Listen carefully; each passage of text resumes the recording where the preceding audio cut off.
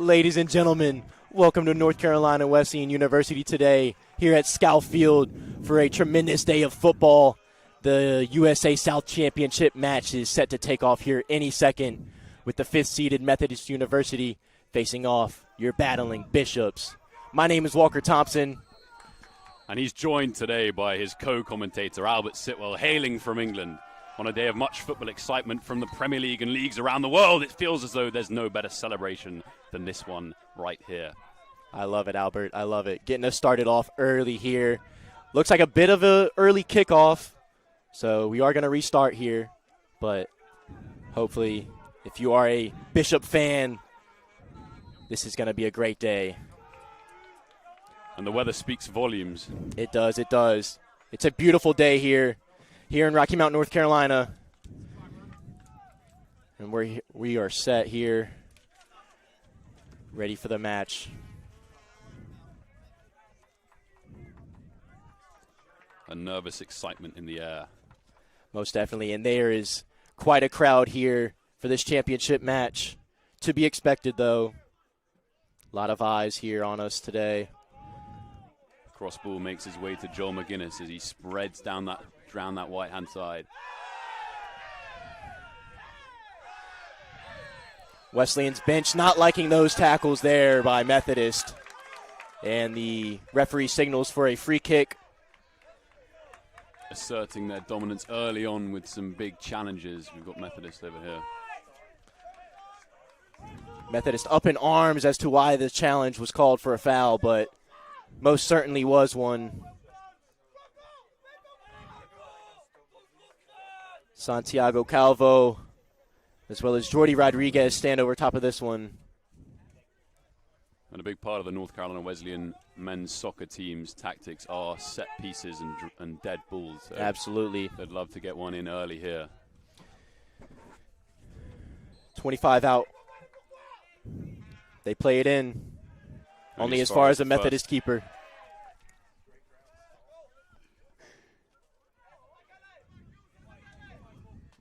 Santiago Calvo finding Jordi Rodriguez back.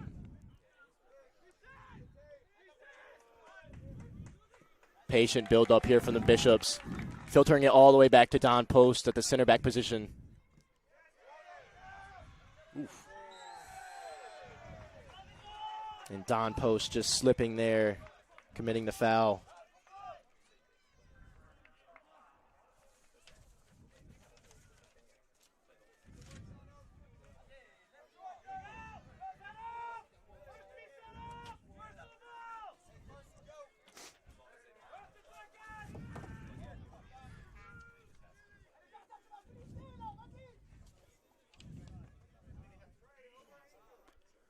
And you wonder how much preparation's gone into this from both sides.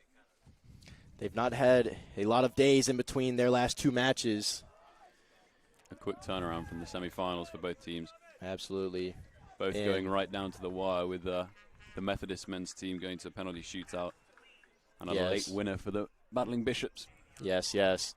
And a bit of an unexpected result from the Methodist game, knocking off the regular season champions Pfeiffer, and Santiago Calvo dispossessing his opponent, trying to drive at Methodist. You do feel in the cup end stages of this USA South competition, it is anyone's game throughout the competition. Absolutely. There are no favorites. No favorites in cup games, as we well know. And that's a foul there. Number 14, Matthew Manzano on Gareth Seamers, committing the challenge.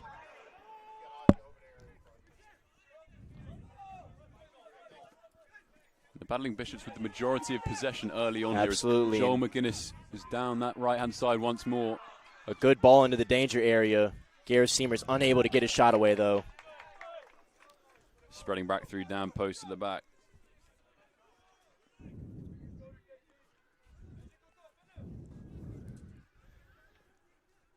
And you do feel as though the edge would be taken away slightly if an early goal came in from either side.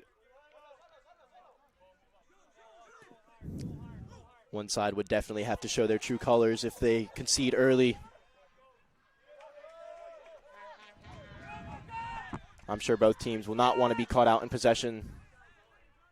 Absolutely.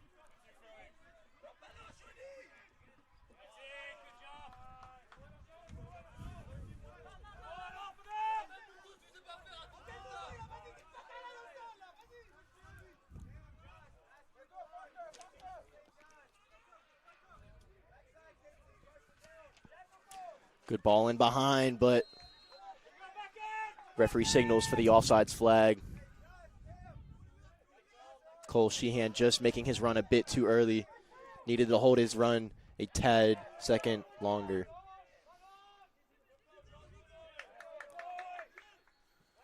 Bishops, though, doing a great job there, winning possession back. And once again, that slow, patient build-up from them, just playing it within their back line.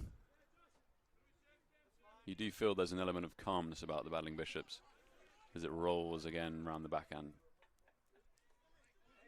They look very confident with the ball at their feet, that is for sure.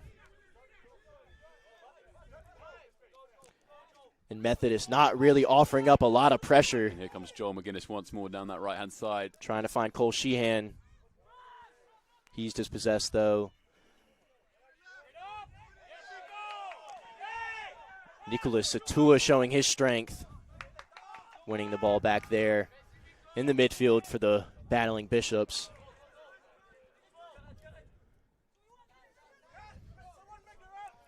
Bishops favoring this right-hand flank.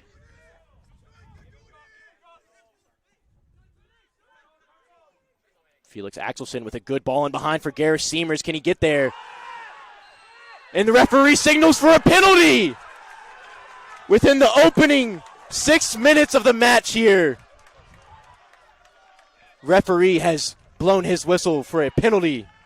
Whether it was a shove in the back or a slight link of legs there, but one way or another, the penalty is coming.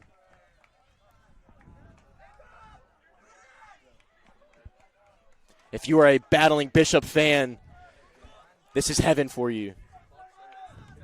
First 6 minutes of this match, and already a clear-cut chance here for the Bishops.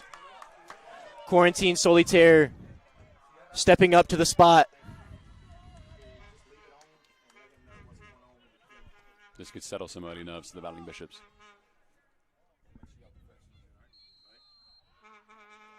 Strikes. Scores!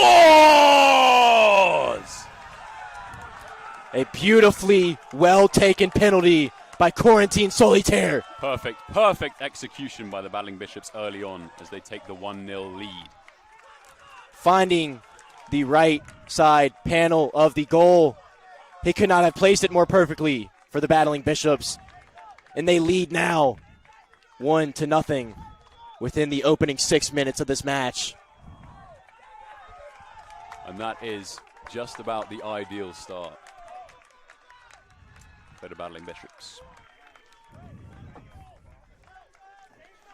You know, there was something about early on, you just felt there was something coming. Absolutely. It seemed as though Methodist was just too lackadaisical on the defensive side, which is...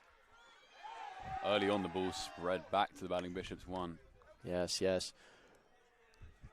The Methodist Monarchs, though, defensively is usually very, very sound. They have multiple games where it's been a 0-0 draw, and them conceding so early is out of the norm for them. That is for sure.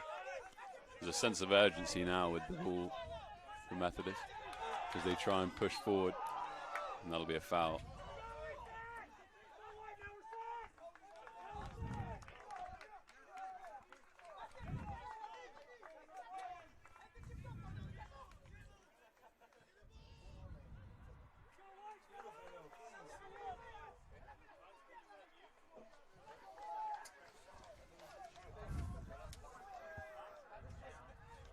Garrett Pano steps up to this one.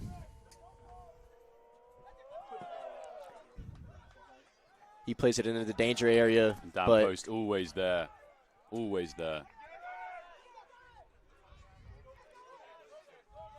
Garrett Seamers now by himself, trying to hold up the play, find a fellow Bishop to find.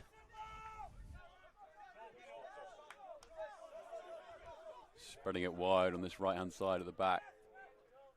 Ball reaches Joel McGuinness with a great turn. Can he get forwards? And that'll be You can tell the difference in play right now. I mean, Methodist was letting Wesleyan drive at them for the opening 6 minutes until the penalty came, and now it seems they want to change things up. They want to put the Bishops under pressure, and very clearly they are. I don't think that'll affect the Battling Bishops, because I think if Methodist continue to press forward, it will give a little bit more space, and that counter-attack is pretty vulnerable. Yes, yes. Those spaces in behind will definitely start to open up for the Battling Bishops. That is for sure. They'll definitely want to try and break open these lines. Shorty Rodriguez just sending that one forward. No nonsense clearance from him.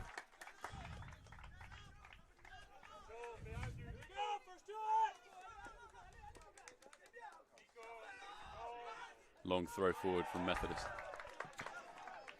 Met by Don Post, who, as my co-host has mentioned before, is always there.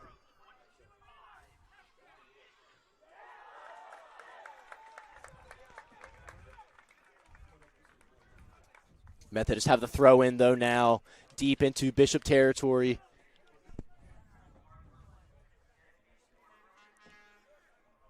And as long throws become a staple in the Premier League, so do they here in the USA South Yes, Conference. Caleb Thomas looking to do some damage with a long throw, that is for sure. He'll want to get it into the danger area. These are the areas that North Carolina Wesleyan would rather not be in. Cleared by Jordi Rodriguez.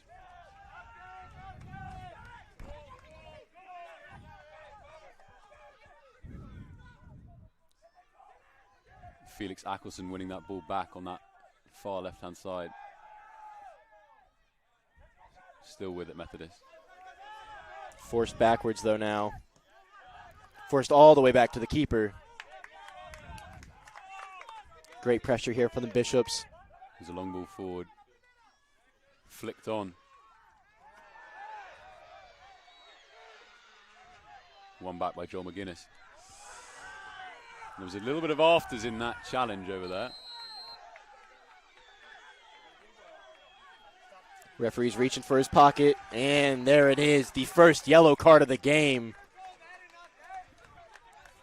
Number 19, Garrett Panos. Joel McGuinness stays down, which is a slight worry early on for the Battling Bishops. That's definitely not what you want to see if you are a Bishop fan and or teammate, that is for sure. He's been an integral part of this Battling Bishop men's soccer team. He's played in almost every match this season, whether as a starter or coming off of the bench. And losing him now would be devastating, but it looks like he is fine to carry on. The referee says, I need you off for at least a second. And yes, it does look like Joel McGuinness is fine. He's ready to get back out on the field.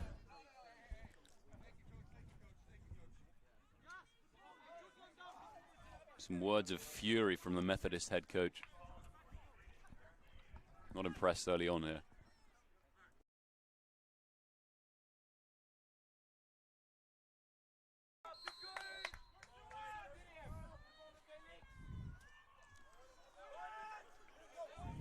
So this continues to be 10 versus 11 as Joel McGuinness is still not allowed back on, but he's just been waved back now. So it is now 11v11, and we are back to our regular scheduled programming. With the throw forward. Cleared slightly wayward by Jordi Rodriguez. Yeah, a bit of a slice on that one.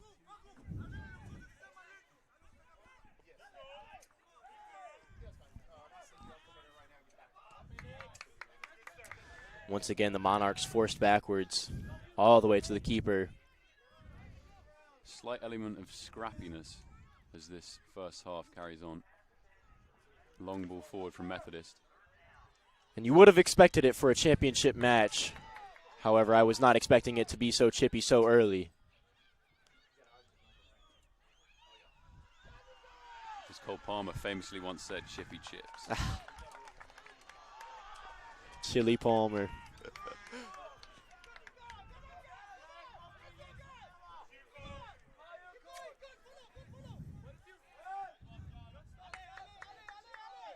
Bishops with some great pressure here, not allowing the Methodist Monarchs to break their lines, and that direct ball is met by Jakob Westermark. Easily dealt with in the end. No trouble for him. As the Bishops try and play it out of their back, Jordi Rodriguez starts the attack. Looking for a switch. Unable to find his man. Shot David by Goossens. Michael Lema.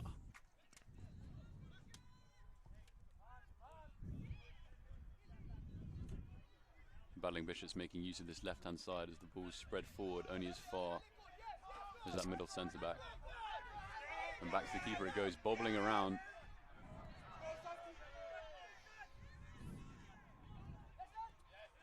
Some great pressing from the Battling Bishops. As Cole Palmer.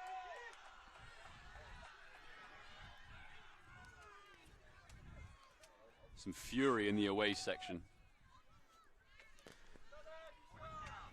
Methodist fans asking for the referee to reach for his pocket, but referee says no.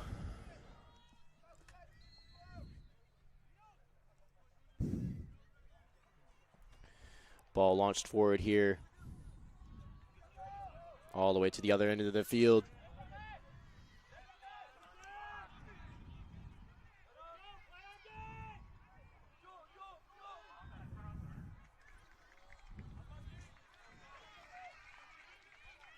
A slightly different starting lineup today from the Battling Bishops, but you would expect a few of their guys to be coming on fairly soonish.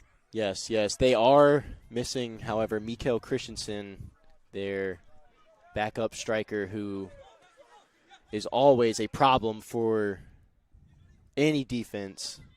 He will be hugely missed in this match. But with the start of this match, you would think the Bishops are just okay with the injuries they have right now. Absolutely.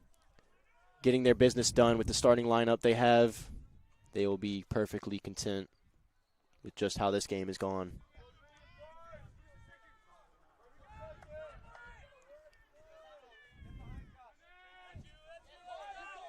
And let's not forget, this is a team that's been in this position before. Yes, they have. They've been here plenty of times before, actually.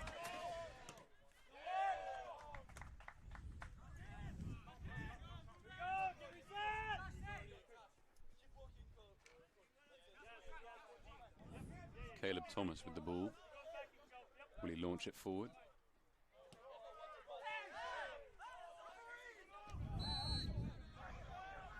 A little bit of afters in that challenge from Cole Sheehan. But it's something you'd expect in a contest of this gravity. Referee just having a word with Cole. Telling him to be smart, use his head. If I were Mark Bowman, I would be saying the same thing. We don't want to give up any stupid fouls. Long ball launched in again. Only as far as Santiago Calvo Oliveira.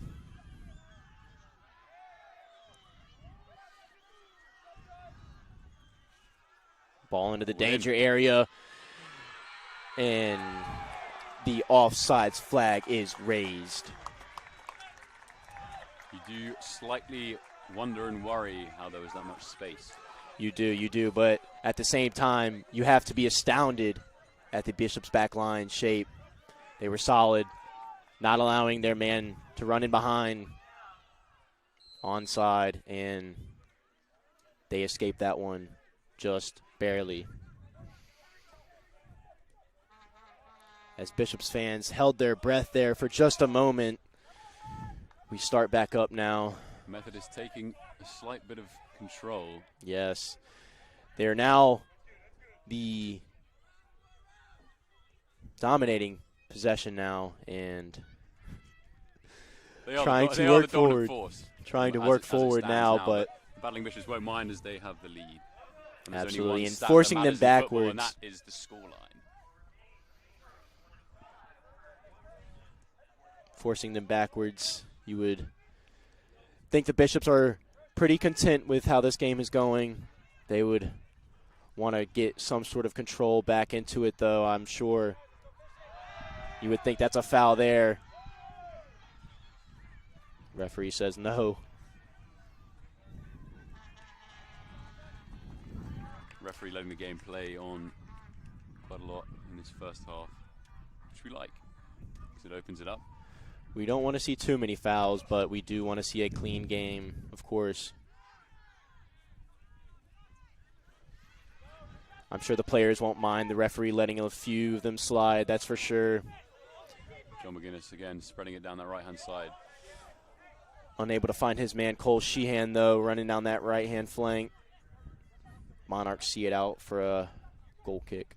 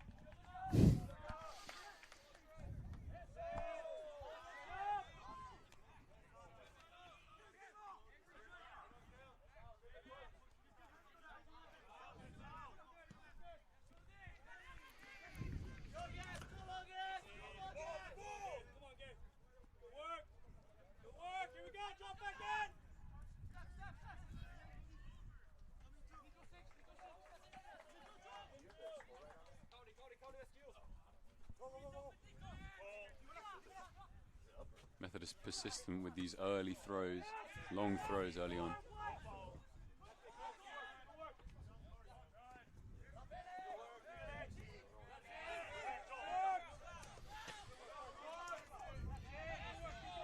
Some serious scrappiness as Kolshian draws another foul and receives a yellow card. This is where they can't get impatient, the Battling Bishops. They have the lead. They have the momentum.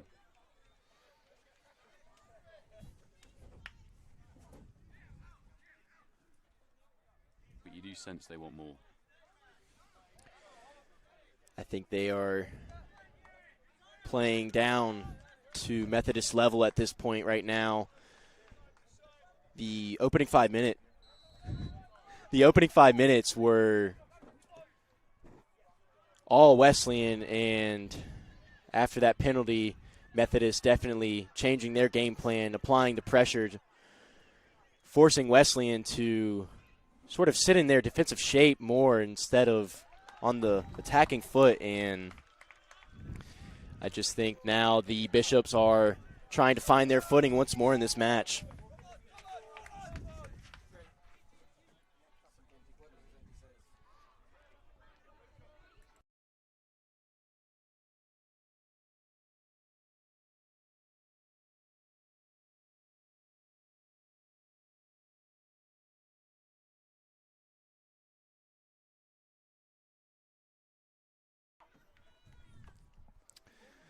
Just a bit of early complacency from the Battling Bishops.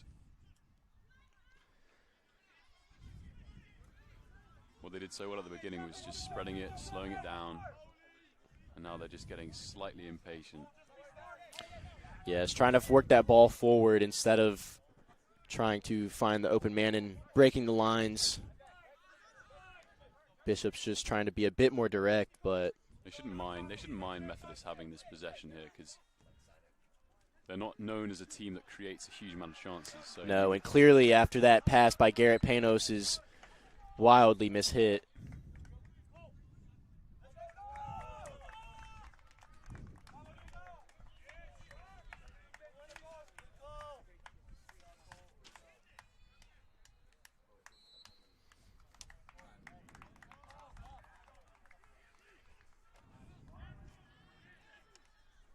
as Luca Lane replaces Cole Sheehan.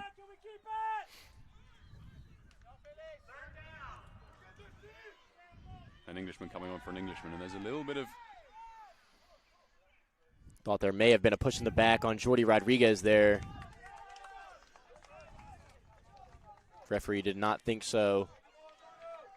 Once again, just allowing the play to run through, and this referee is definitely letting some things go. Bishops just need to be mindful of that. Don't need to get sucked into any too dangerous of a challenge.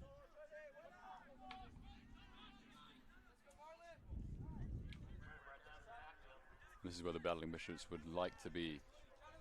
Slowing it down, keeping possession. There's a long ball forward from Jordi Rodriguez. Slightly miscued by the defender.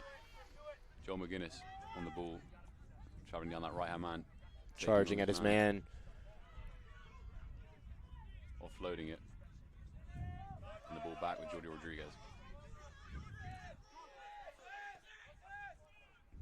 He opts for the switch to Quarantine Solitaire, who is almost dispossessed there. Luckily, out for a Bishop throw-in, and now they try to go and drive at the Methodist goal. Great move by Santiago Calvo Lovera. Unfortunately, referee says out for a throw-in.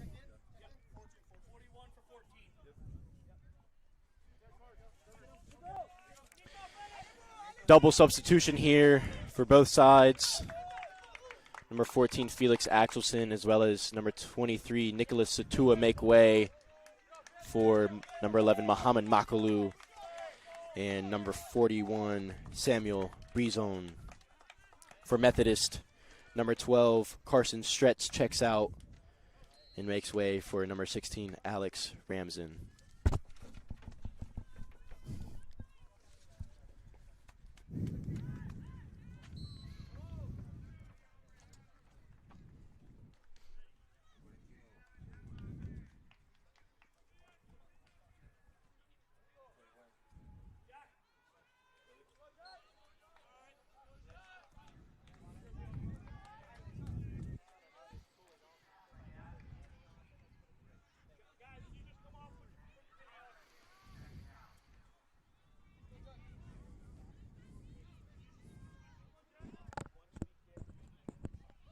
Methodist once again shifting that ball forwards, drawing a foul, and moving up. Just past the Bishop halfway mark. They'll definitely look to try and play one into the box and cause some sort of damage. From one ex-footballer to another, what would you say the Battling Bishops are doing best at this stage? I would say defensively they are sound. They are not allowing any super dangerous balls into the area. They had one occasion where there may have been some fortune as the AR signaled for an offsides call, but besides that one, they've done a great job keeping the ball out of the box and keeping it. You've got to give credit to Methodist at this point because they haven't panicked. They haven't switched their play style. They've tried to shift the ball forwards a little bit more, but they're not completely changing shape just because of the goal. Yeah, I would say they are playing definitely with more pressure and more passion and definitely some chippiness now that they've gone down one goal. However, like you said, not changing their shape, not changing their positioning, but just playing with a bit more vigor, and you can definitely tell.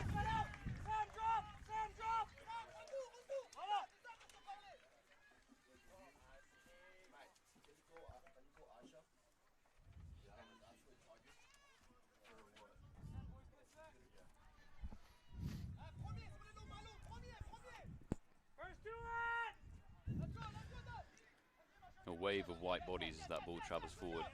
And one back by the Battling Bishops and Jordi Rodriguez. Sam Brizon now with the ball in the midfield.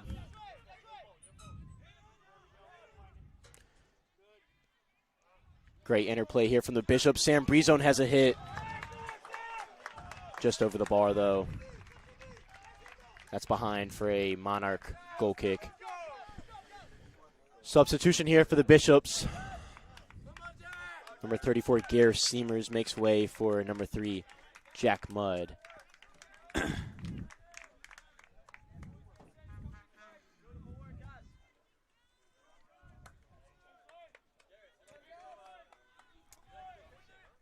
Great work by Gare Seamers with his run in the first 5 minutes, which awarded the Bishops the penalty and eventually the go-ahead goal.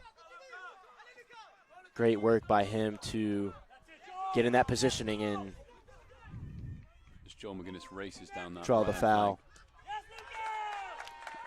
Luca Lane with a crunching challenge there, sending it out for a Monarch throw-in.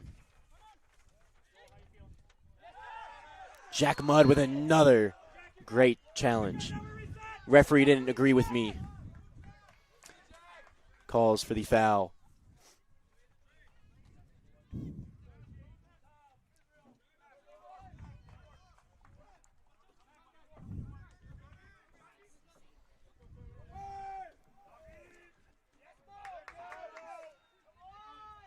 Mohamed Makalou winning that header. As they look to filter back through that defensive line.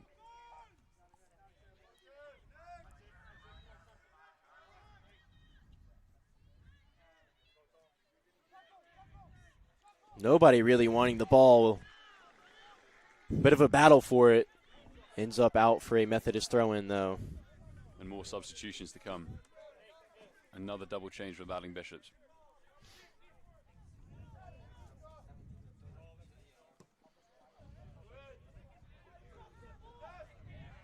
David Goosens with a great header. Only as far as the Methodist player, though. In Quarantine Solitaire with the no-nonsense clearance. As Jaden Delos looks to come on alongside Israel Monsanto.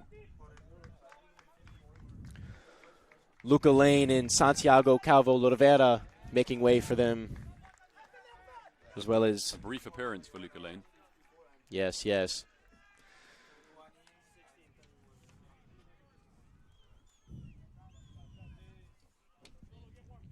As well as number 15, Michael Lema, making way for number 32, Aiden Kuhan. Excuse me, Kohun.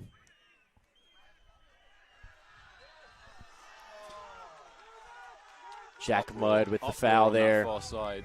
The Battling Bishop fans not impressed by that call.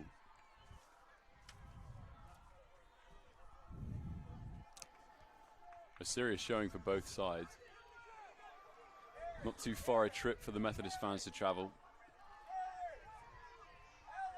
Not an extensive away day. They'll be hoping for some sort of change in this outcome. However, if you are a Battling Bishop fan, you like it just the way it is. Mohamed Makalou just showing his strength there. Shifting the ball forwards. A great ball forward, finding Sam Brizone, who now finds Jaden Delos. Beats his man, has a hit, behind for a corner.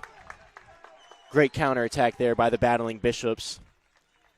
Great ball by Mohamed Makalou, able to find Sam Brizone, who just lets that ball roll right to Jaden Delos. His first hit deflected and second hit behind for a corner. Great move by the Bishops. Rewarded by a corner.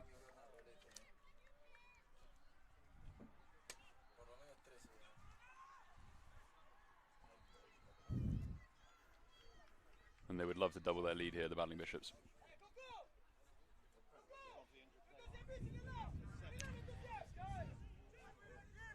They do love their set pieces.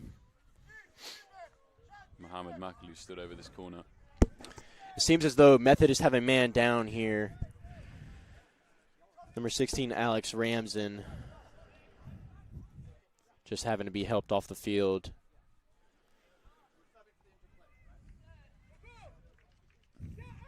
Methodist or Wesleyan fan, you hate to see somebody getting carried off. We hope all the best for him.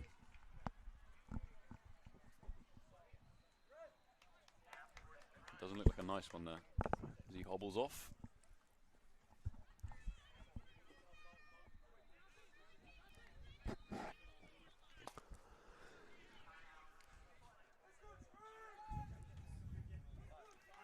A corner nonetheless.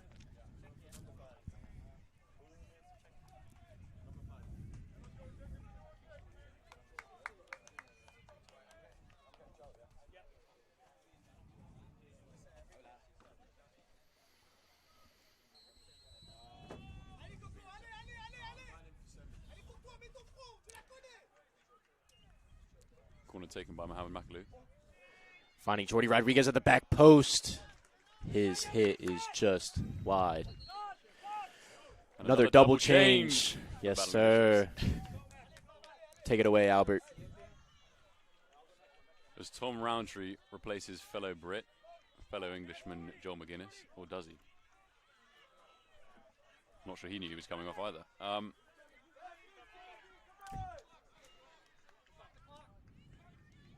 And Max Diaz Elizarde comes on.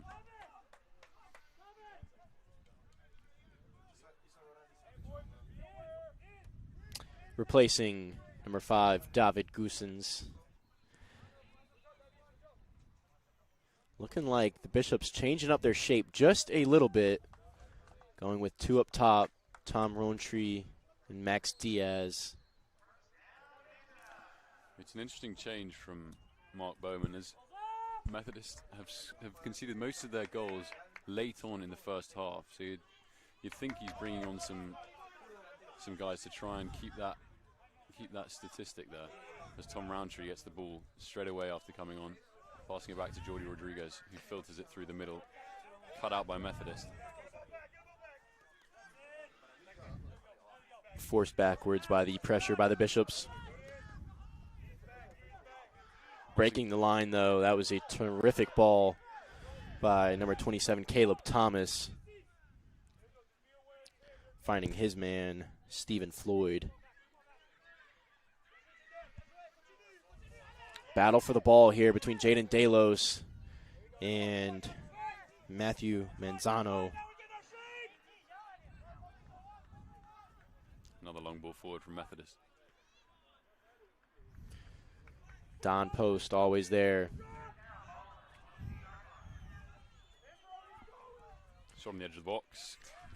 Only as far as Jakob Westermark, wasn't tested much there. Easily dealt with.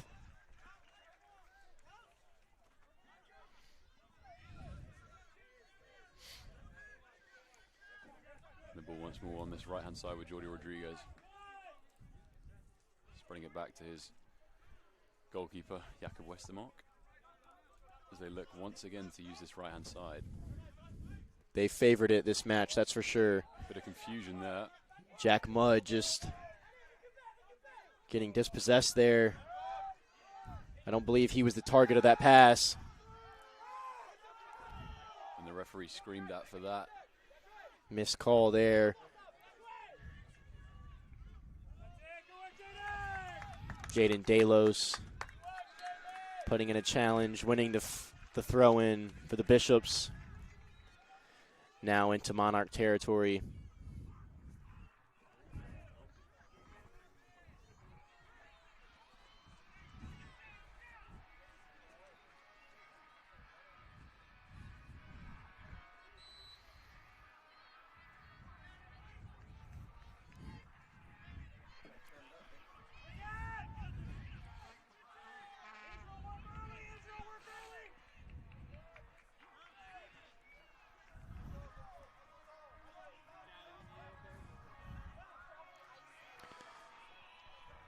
Bishops all the way back with their goalkeeper, Jakob Westermark, who looks to find Sam Brizone. He does. Unable to bring that one down, though. His first touch let him down.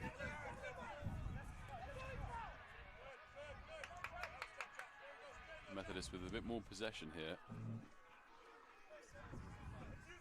In a position you feel like they'd want to be in with the ball. As that right-hand side is...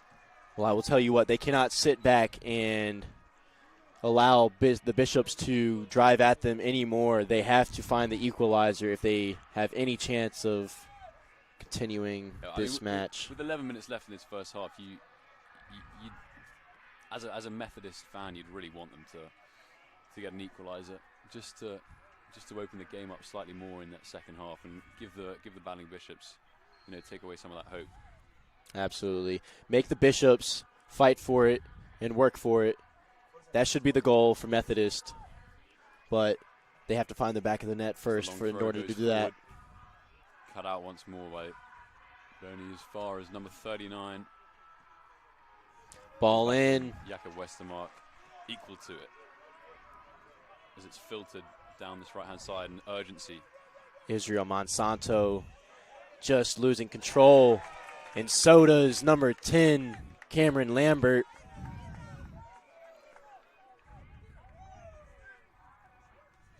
Getting tripped up over his own feet.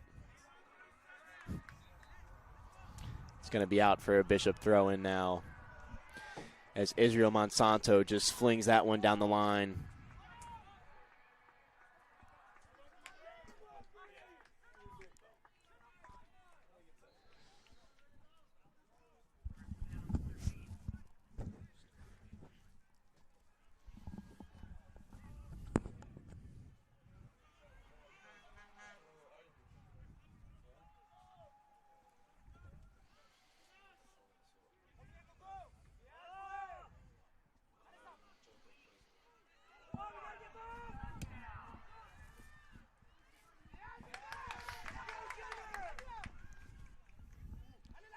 Jaden Dellis racing around that left-hand side.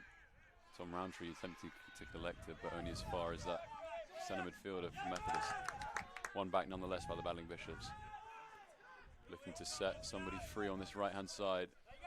Finding Israel Monsanto. He drags his man down, though. Cameron Lambert picking up, or drawing the foul, excuse me. Israel Monsanto just a bit too aggressive there on that play.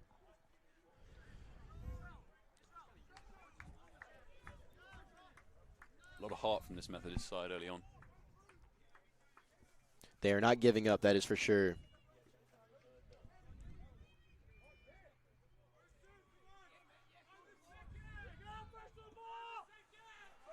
Another long, high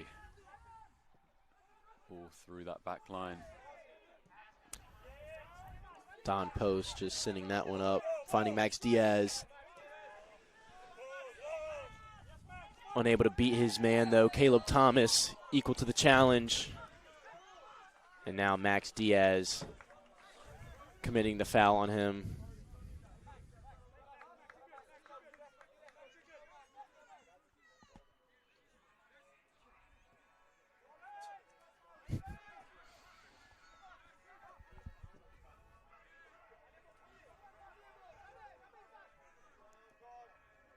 Just a bit of skill.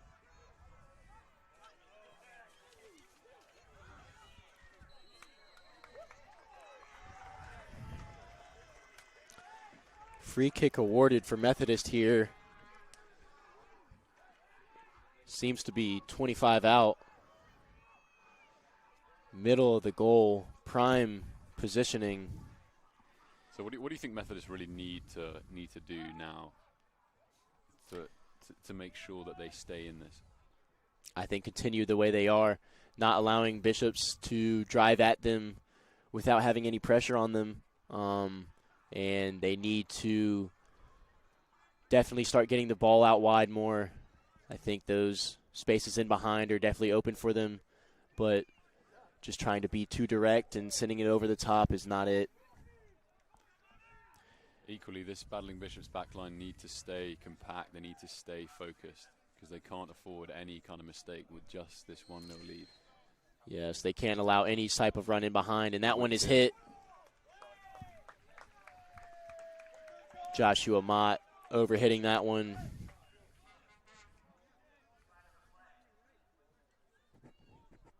Jakob Westermark never really interested in that one. A lot of space in this central area for the Battling Bishops. Closed down quickly, though. Matthew Manzano gets that ball across. Slightly overcooked. Great strength there by Quarantine Solitaire. Been a staple at left back throughout this season for the Battling Bishops. One you can trust, I think you should say. Absolutely. He's been phenomenal this year for the Battling Bishops. Didn't start at the beginning of the year. Was sort of a new addition into the starting lineup within a few games of the season, but since he's been introduced, he has fit this program to a T. Absolutely. A little bit of tiki-taka from this Methodist side as they look to press forward. Yes. All on this left-hand side. Great interplay by them. Caleb Thomas traveling forwards. Cameron Lambert now forced backwards, finding Nathan Panos. Garrett Panos.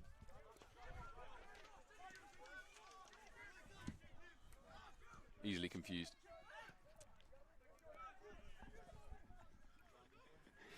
As Camden Hancock gets this ball in, only as far as Mohamed Makalou. Looks to get it out of that slightly dangerous area, but shanks the pass, which manages to find the Max Bishop. Diaz. The referee once again letting play go on. There's fury from the Battling Bishops fans as Max Diaz stays down. As we were all taught when we were younger, play to the whistle. Walker Absolutely. Thompson. Play to the whistle. Absolutely.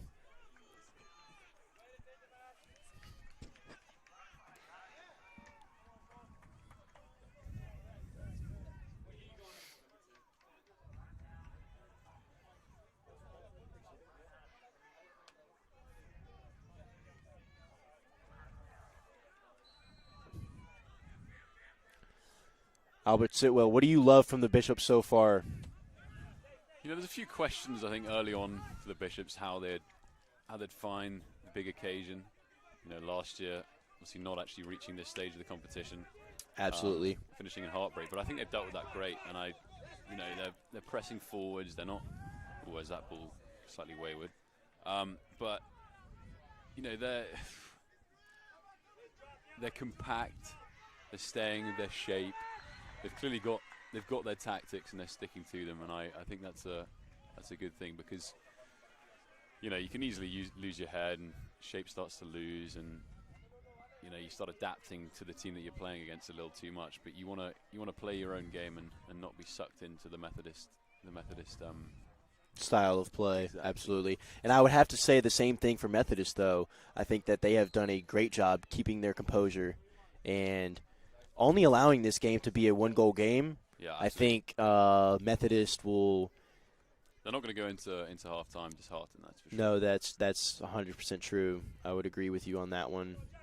I think they have a lot to play for in the second half if it ends just like this in the first. For sure.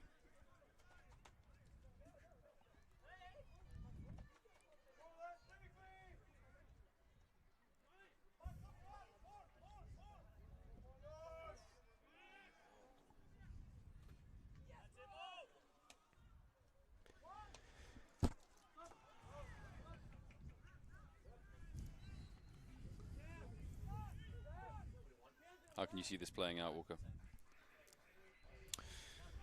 It's hard to say, Albert. The Bishops need to get back on the front foot if they want to secure the win. I think if they continue to play the way they are, this game will be closer than it needs to be for the Battling Bishops. You slightly expected them to have, you know, a bit more possession than they've had for sure. But, you know, that early goal, I think, kind of forced Methodist to apply the pressure more than they wanted. Yeah, exactly.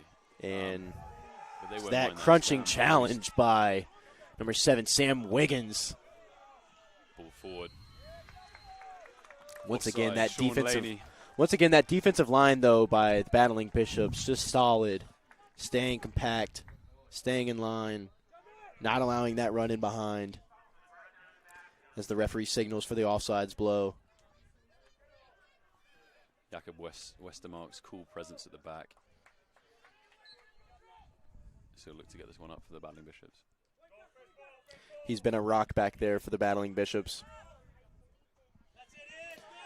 Started in almost every game this year.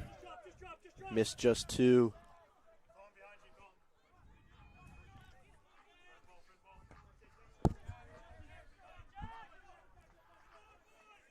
And that ball travelling slightly too close to my face than I'd wanted.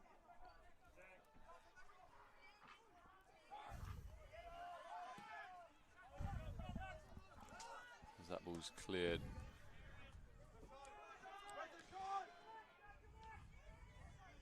Game of kickball being played here between the two teams. Yeah, you do sense it's a little bit of bees around the honeypot. That must be some English slang. I think possibly. Israel Monsanto now with it, though. A lot of space in this mid area. Transfer from West Palm has done a phenomenal job finding his role in this Bishop squad. As Tom Roundtree's drops back very deep. Looking to get this ball forward again, but it's cut out by the Methodist back line.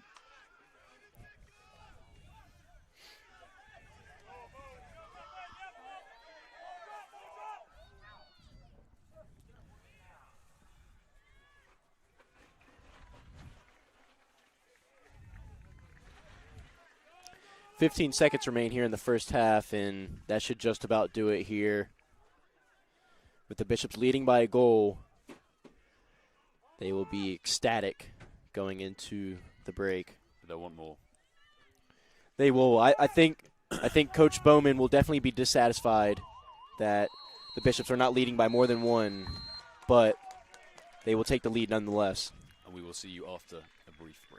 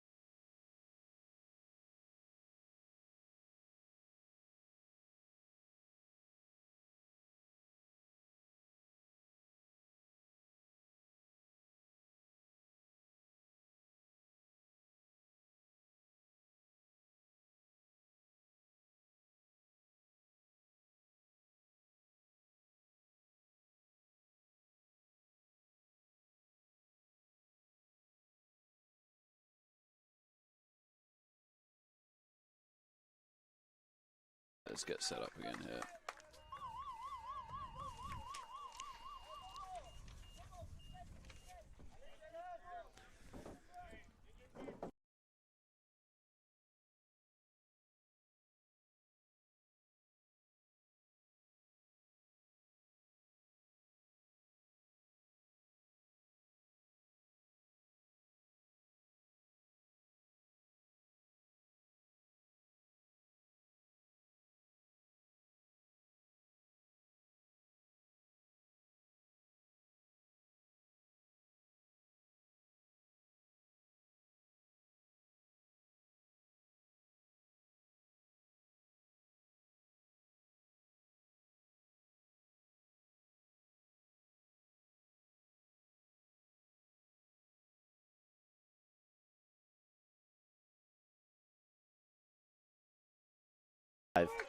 With 4 shots for the Battling Bishops and just the 2 for Methodist.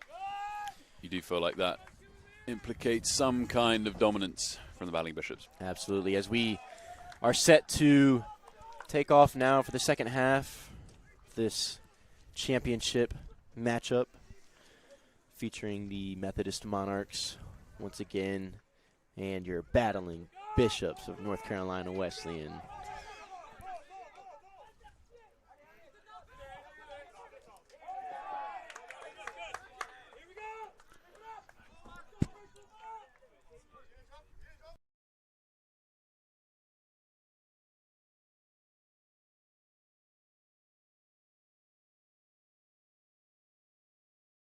That's Methodist, right?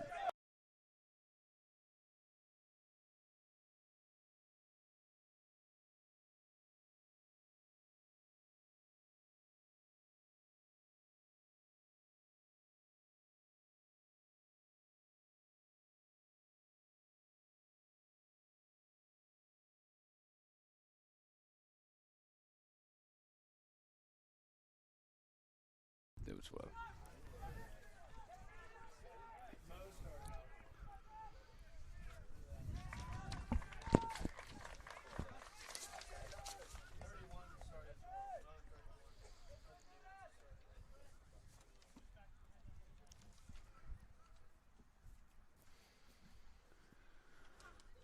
Bit of early possession for North Carolina Wesleyan. The Battling Bishops trying to get this throw forward into a bit of a dangerous area. Yes, deep into the Methodist territory now. Muhammad Makalu driving. Shifting that ball to Joel McGuinness. Takes a shot, blocked. Second shot. Lent back slightly, always rising that one. Always rising. That's why he's on the defense.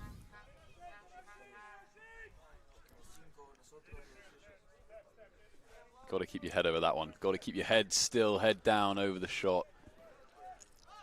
And it's bound to head top bins.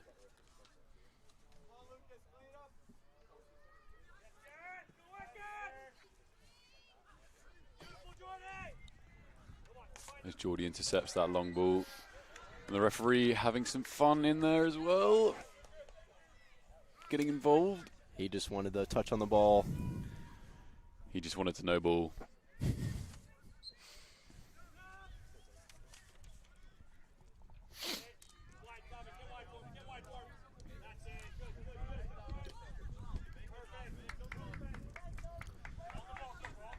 This is that slow and patient build-up we are so accustomed to for North Carolina Wesleyan right now.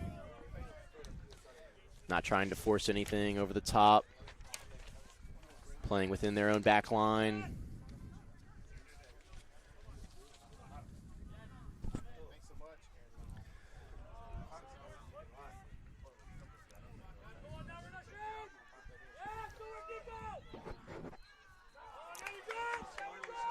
Nicholas Satua committing the foul there. As Methodist try and... That ball's through.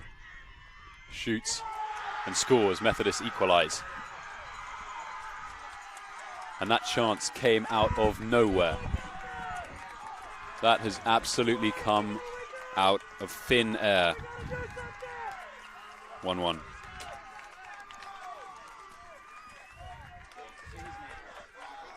The Methodist bench goes crazy. The away fans even crazier. Electric.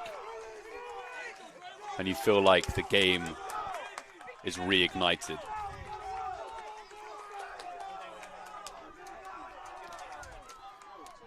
Both sides have been in this position before. Both sides know how to turn it around, but both know that collapse can be imminent.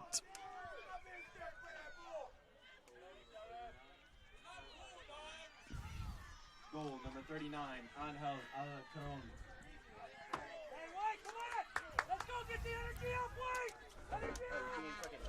You do slightly feel as though the Battling Bishops have dropped their heads. You felt like they were content with where they were, and they've been punished for that. A bit of lackadaisical defending, and the ball goes through. Lots of space, early shot, and Jakob Westermark with absolutely zero chance. Yes, that free kick taken very quickly was definitely the determining factor of why the Bishops were caught on the back foot. Unfortunately for the Bishops, they concede a goal Mohamed as well as the equalizer.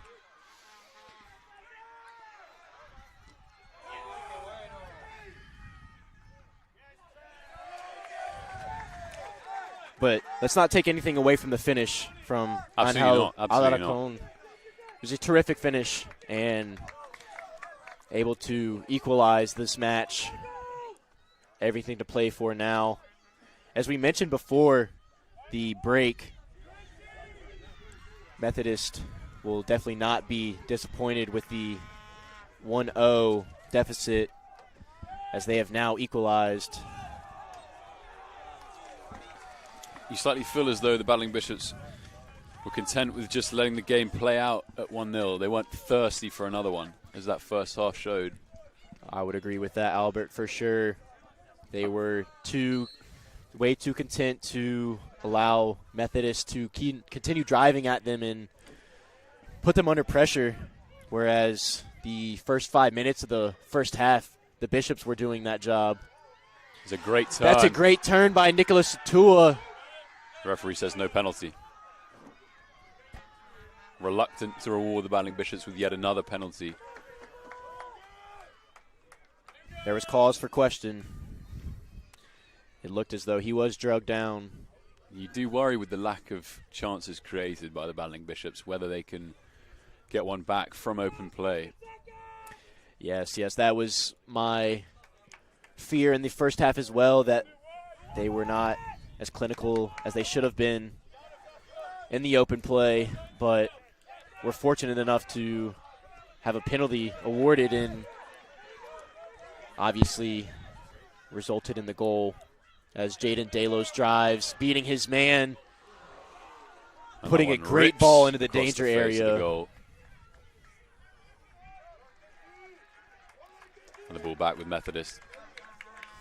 A great ball in, though, to... This is where I have an issue, is where, you concede and then instantly you go, right, we need a score, but you want to... Where was the sense of urgency? Exactly. Before the goal. Where's that early on when you score and you want more, It's that's the worry. Yes. I think the Bishops will definitely be, especially Mark Bowman, will definitely be disappointed that they didn't try to pursue the second goal harder. And will Methodist be content with this goal? And will they want to sit back now? That's the question. Because as the Battling Bishops have possession once more turned over. That pass, though, off the mark by Methodist. Methodist spreading it down this right-hand side. Long ball forwards.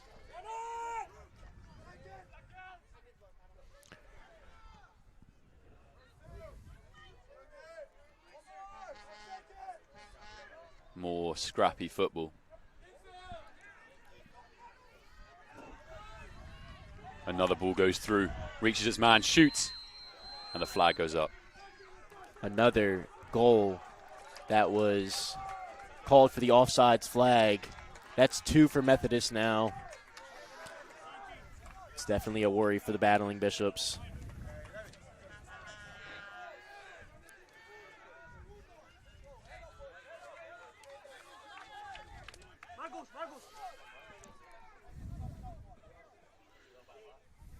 As Santiago Calvo-Lovera looks to come on once more.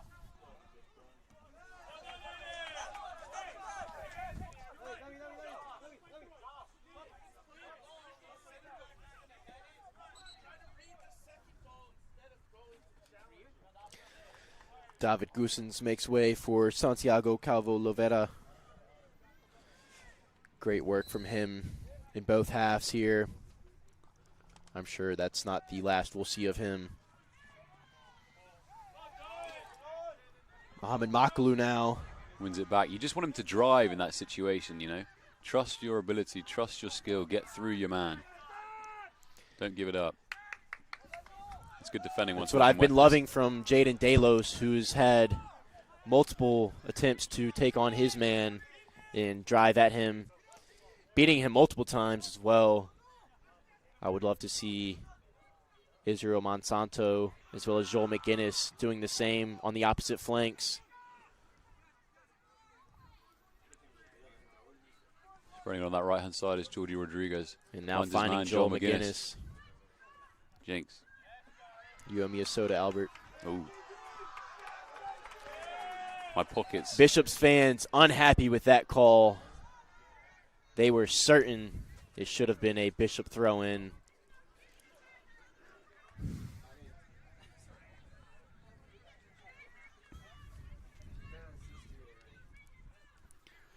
Methodist with a bit of control now, spreading it on that right-hand side. Finding the central man. This game has definitely opened up, though, since that equalizer. Cut out by Lovera. Methodist winning it back once more. Bit of a tussle in there. You thought that was slightly 50-50, but the referee nonetheless gives it for a Methodist free kick. In not yes, quite a I thought dangerous the position, same. I thought the same thing. It looked as though Jaden Delos and Aiden Kohun were tussling for the ball. It seemed as though it was a 50-50 challenge. Referee disagrees with Albert and I and signals for the free kick. As long that ball ball forward is sent into forward. a dangerous area. Cut out by the battling Bishops. Nice bit of defense by Dan Post.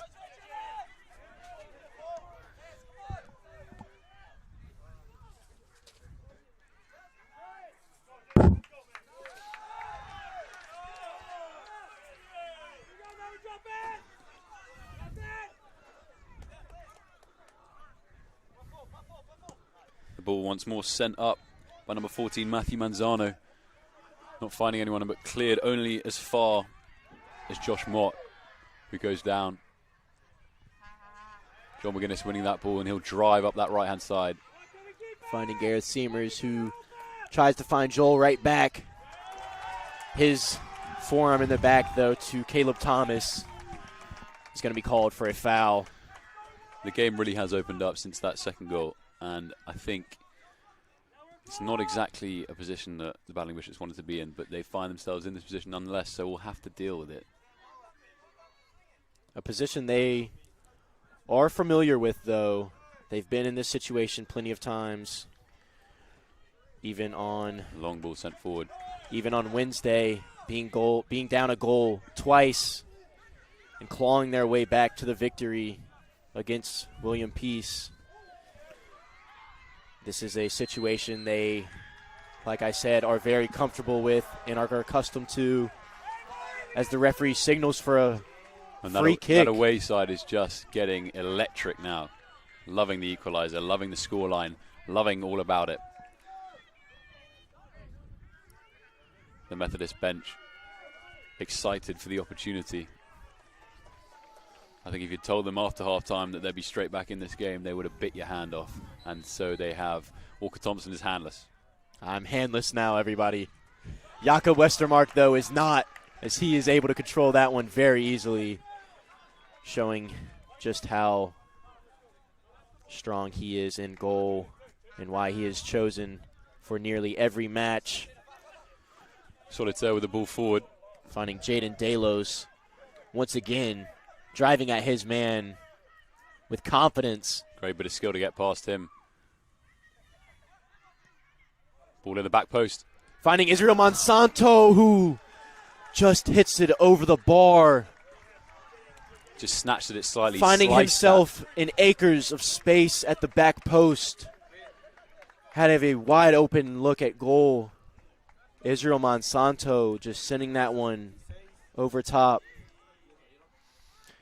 He'll be begging for that one back, I'm sure. Mark Bowman telling his players to give that energy, put all of their guile into the game. Absolutely, as that was Israel Monsanto's last action before being replaced by Cole Sheehan, as well as Lorenzo Bertoni checking in for number 60, Jaden Delos. Tom Roundtree comes on, replacing Nicholas Satua in the midfield. Yeah, they need something else. They need something extra, something that's going to offer them a chance somewhere. And will that come from Tom Roundtree? We shall see. Do you think the Bishops are missing their main man up top right now, Mikael Christensen, the freshman? I think for sure. I think it's a hit for them, but you know, they've got to deal with it. They're in this position. Absolutely, they have to make do with what they have. Is that right? Yeah. As Tom Roundtree shifts that ball with a nice little pass, owning that midfield.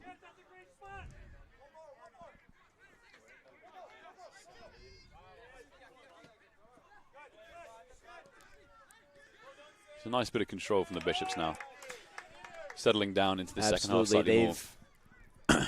They've now tried to start back with their patient build-up that we are so used to them playing. As Quarantine Solitaire has a great move to beat his man. The ball still with Solitaire. Receives it back from Makalou. Maybe in an area that he's not too used to. Makalou with a great challenge. Thunderous challenge. And the Bishop fans are loving it. They want to see this sort of energy out of their players. Do you think the Bishops would be content with 1-1 at halftime? Absolutely not. I think if you would have told Mark Bowman that Methodist were going to get right back into this game within the opening 3 minutes, he would have bit your hand off, Albert. He would have certainly not.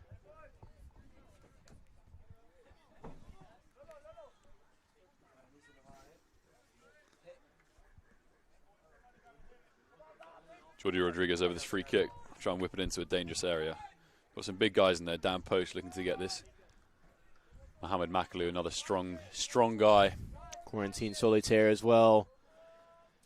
Ball whipped in, great ball. Down post, just slightly early. Tom Roundtree deflected out though for another battling Bishop corner. Bishop corner. Lavero will be stood over this, looking to get it into another dangerous area. Tom Roundtree on the edge of the box, waiting for a deflection, waiting for a slight misclearance. Can he be the force to put the Bishops ahead? Crowding around that goalkeeper. Referee will be looking with eagle eyes if there's any shoving. Ball whipped in. Dangerous area, back post. We'll find Lavera again. He'll whip that ball straight back in. Back post is free. Down post. Tom Roundtree now. Gets that ball back in. Edge of the box. John McGuinness shoots. Slightly miscued effort. Great work by the Bishops, though. Some consistent attacking prowess from the battling Bishops. And they won't mind that. Yeah, but it shows that's what they should have been doing all game long, you know, going at them over and over again, trying to expose that back line. I agree with you, Albert. I think the Bishops will definitely be happy with the game, how it's playing right now. Unhappy with the scoreline, though, that is for sure. They will think it should be 1-0 still. But and there's just nonetheless, a few hints in the body language that reflect that from the battling Bishops. Absolutely. A few shrugs of shoulders, a few shakes of the head. Absolutely. Nonetheless, they still have a game to play in, a game to hopefully, inevitably win.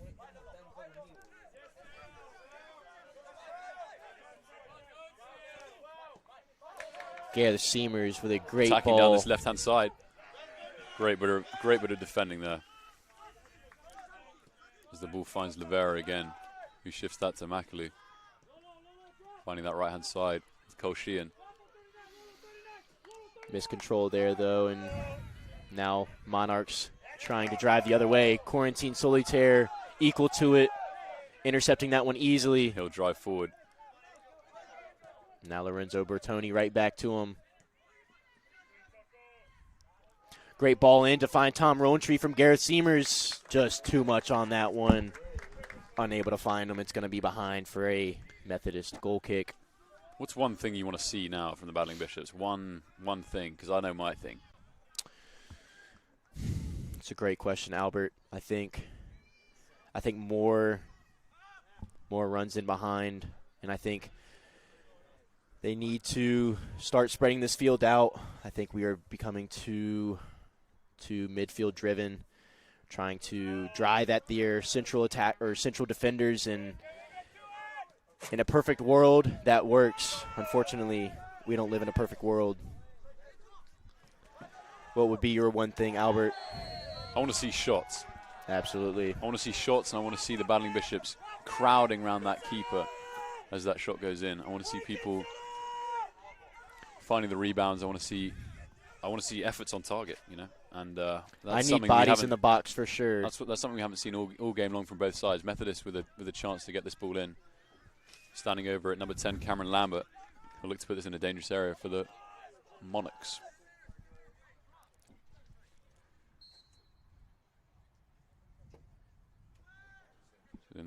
Surrounded by white bodies and cut out by Mohamed Makalu. He'll drive this forward and look to his right and find Joel McGuinness, who shifts it back to his fellow Brit, Tom Rowntree. There's a ball in behind. Lorenzo Bertoni. Takes one to the face there. That one will sting tomorrow. Another good ball forward. Kept in by Livera. Found by Tom Rowntree. Great control there by him. Just a slightly mis-kicked pass.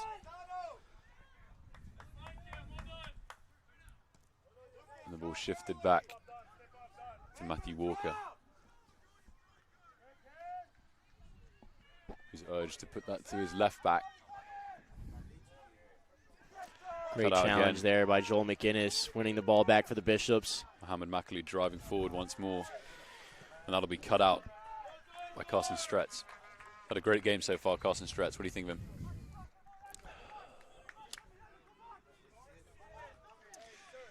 He's been playing phenomenal. I think he and Cameron Lambert, both in the midfield, have done a phenomenal job for the Methodist Monarchs, and they continue to do so, finding their pockets of space and finding their open man on the wings. And standout performers so far, what do you think? What are your names from both sides? I think there are a couple contenders for the Bishops. I think Carson Stretz for the Monarchs. He's been a force for sure. I think their goalkeeper, number 18, Trey Gore, has played phenomenally, although he hasn't had much to do besides the penalty kick. He has dealt with a lot. I think for the Bishops, though, you have to look at Jaden Delos, who didn't even start this match, but since coming on has really been a force to reckon with, driving at his man. That's a great every touch by Stephen Floyd, who drives it forward. That will not. Oh, it's a penalty. Penalty given. I mean, that is very unexpected. Very unexpected. That challenge looked to be, I mean, the ball looked to be out by the time it was there, but the referee points to the spot.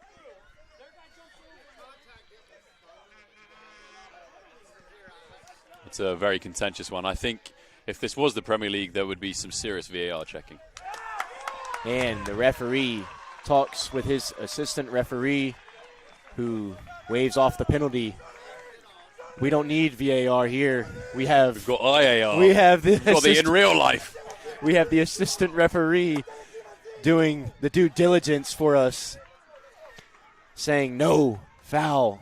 It almost felt like a slight makeup call, that, Absolutely. Looked to be nothing really in it, honestly. Don Post just showing he is stronger than his man, and I think who went down? Showing he is stronger than his Methodist counterpart.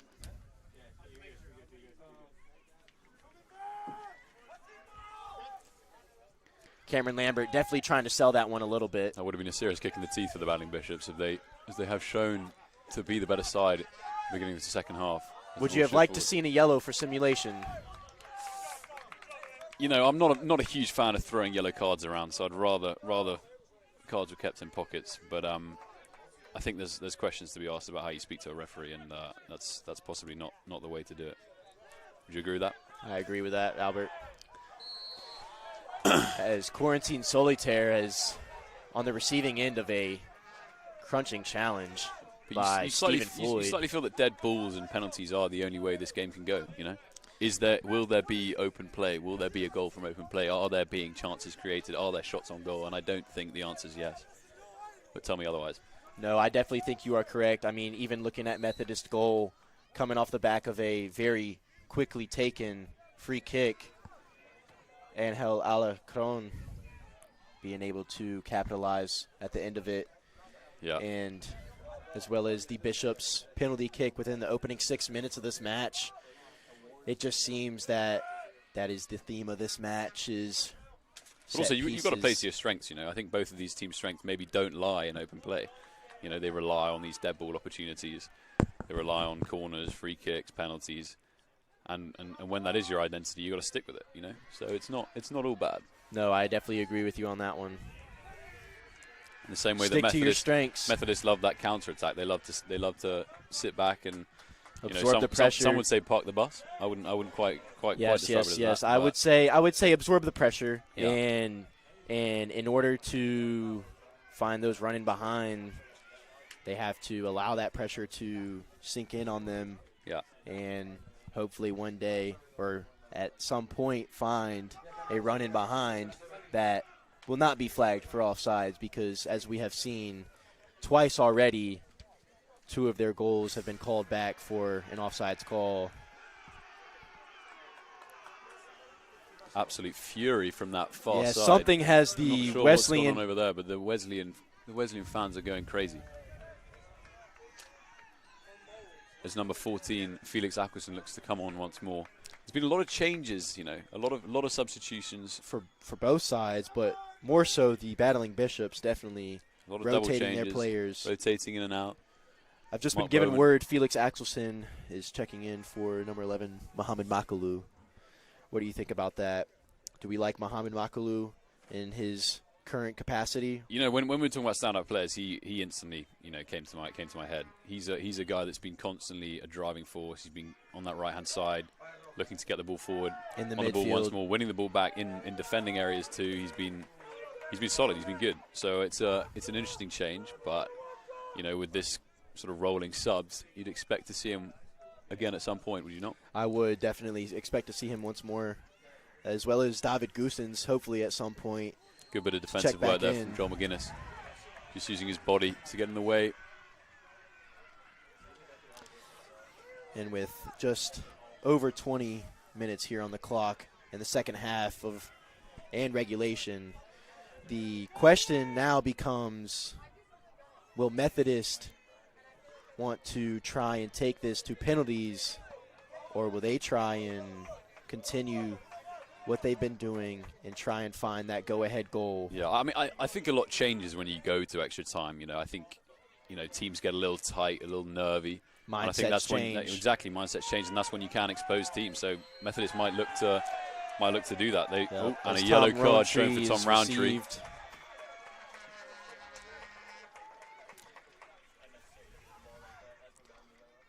No, yes, I think like you said, once extra time arrives, mindsets change, tactics change. I think the goal for that now is, if the opportunity arises, we're going to take it. But it's stay solid defensively, and if something opens up, take it. Absolutely. But I would assume neither team really wanting to push too much. Yeah.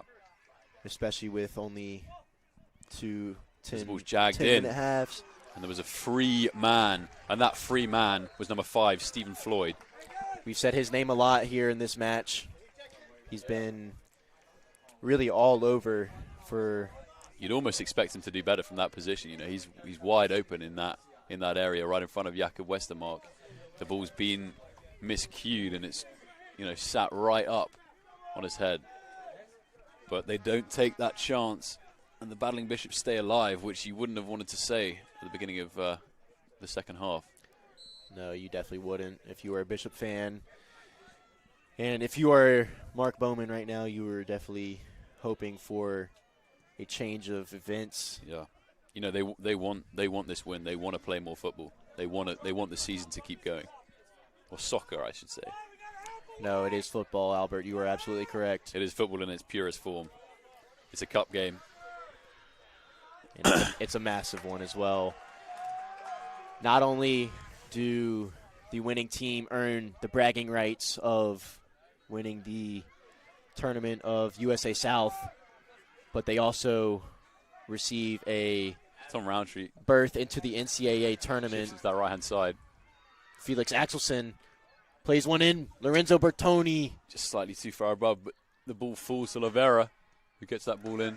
And earns the corner. Brother's first man. Number 32, Aiden Kuhn. The winner of this match, though, not only earning the bragging rights of winning the USA South Championship Tournament, but also earning the berth into the NCAA tournament and an opportunity to play for the NCAA national title. And play more football, and that's what these guys want to do. They want to be on the pitch. They want to be playing. Whipped in by Jordi Rodriguez, back post. Looked like there may have been a cleared by question for handball, maybe. Cole Sheehan. Applying that pressure, not allowing his man to and escape. you feel like those fouls they are going to get called. If you're pushing on someone's back, you're bound to make them go down. You're bound to draw a foul. So it's good defensive work from Methodist there. And presumably they will shift this ball up the pitch once more, try and get it into a slightly more dangerous area than their box. It looks like Trey Gore does just that. Dan Post finds that. Goes back to Jakob Westermark, who's slightly under pressure by number 39. Able to release, though, finding Max Diaz, who tries to have a header flick on. Unfortunately, nobody making that run in behind for the Bishops. And he is up in arms about that. Jordi Rodriguez, he gives me sort of Carvajal vibes. He's got that sort of presence on the ball as well as that defensive work. He can do a lot. Absolutely. There's been multiple times, not this game, previous ones though, he is able to drive from the center back position all the way to the goal, and I believe he has at least 2 goals on the season, which is phenomenal for a center back. Another Brit change as Cole Sheehan makes comes way off for Luca Lane.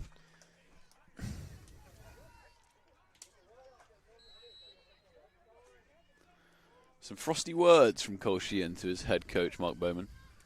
Not happy with that substitution, but I think it's expected. They roll those subs on and off, and you've got to expect to come off at some point. Absolutely. As Tom Roundtree presses on that midfield. The only constants in this team are Don Post, Jordi Rodriguez, and Corentin Solitaire. As Lorenzo Bertoni is shown the yellow for his challenge on Aiden Kohun. Aiden Kohun with some slight theatrical elements in that. Absolutely. Definitely trying to sell that one to the referee. No doubt about it. You know, when the referee stood right there, it's hard not to. You know, you gotta show what you can do. There might be a talent agency somewhere in the stands. Potentially drama school. Potentially.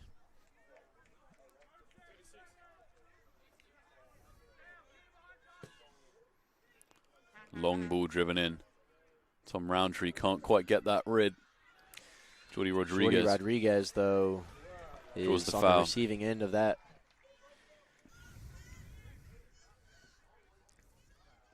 You have to wonder if Israel Monsanto is begging for that chance back that he had at the back post. Oh, 100%. 100%.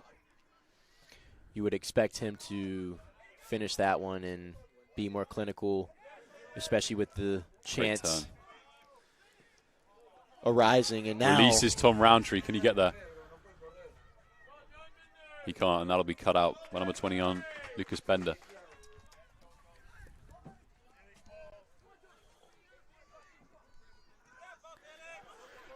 This game really hasn't settled in this second half. It's been super scrappy as that ball travels once again to Jakob Westermark, cutting out that long ball forward. Yeah, nobody really having the competitive edge on this one. Could go either way. Very for sure. I mean, that regular season game, a 0-0 tie, and it's reflected in this as well. There hasn't been a huge amount of chances. There hasn't been much creation from both sides, and it's not DreamWorks football, I'd say. No, it's definitely not, especially in the attacking third. I think both sides have been lacking the conviction as well as the clinical elements needed to go ahead and find a winner for either side. And absolutely. It'll be interesting to see whether or not the remaining 15 or so minutes will show us. That's for sure.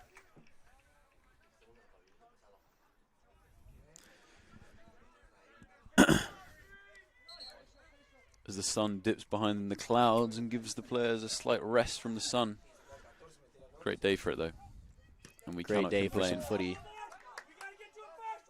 Questions asked, if it was a cold, rainy night in Stoke, which team would come out on top? What do you reckon, Walker Thompson? That's a great question, Albert Sitwell. I'm going to have to give it to my Bishops, though. I think they would fare. There's a little bit of an extra edge in there. They would fare better, I think. I used to love a bit of rain on the pitch. Crunching challenges, a few knee slides. Absolutely. And the yellow card, I believe, here is shown to Cameron Lambert for his actions on Felix Axelson. Anyone wondering Walker Thompson's previous career in football? He started out at the Manchester United Academy, signed there about 8 years old. Lasted, what was it, a couple years? 2 years? Yeah, I don't like to speak about that, so we can continue the topic of conversation as Quarantine Solitaire has now cleared that one.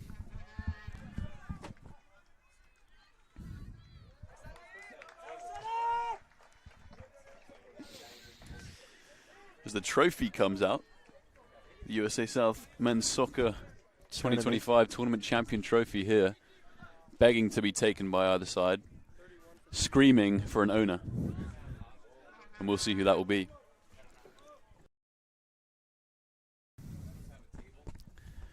Will that be in the next 12 minutes, or will there be extra time? That is to be seen. Will there be more numbers on the clock? That is to be seen, Albert.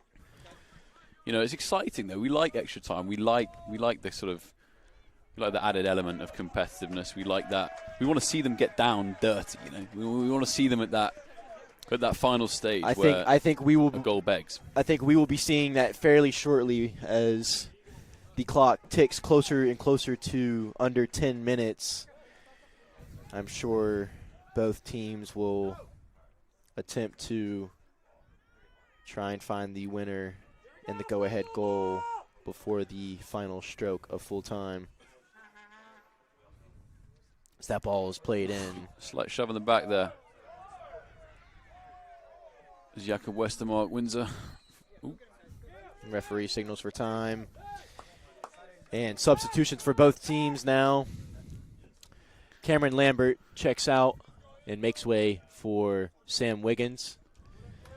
And for the Bishops, Max Diaz, as well as Felix Axelson, make way for Israel Monsanto and Mohamed Makalu. Yeah, we spoke about Makalu earlier on. We thought he'd get an extra chance to show something because he's been prevalent. He's been prevalent so far, and I think it'd be a shame not to see him again. As Jakob Westermark hurls one forwards, Joel McGuinness rises slightly too early and it misses him. As Methodist attempts to attack down that left-hand side. Driving forward. Ball cut out by Dan Post. Bit of afters in there. Don Post putting Big in a challenge. great challenge, yes. And there was a big push from the Methodist number 12, who scuttles away from that and is met by Corentin Solitaire. What do you think my French accent there? I see, Albert, I see. Solid pronunciation. Definitely better than me.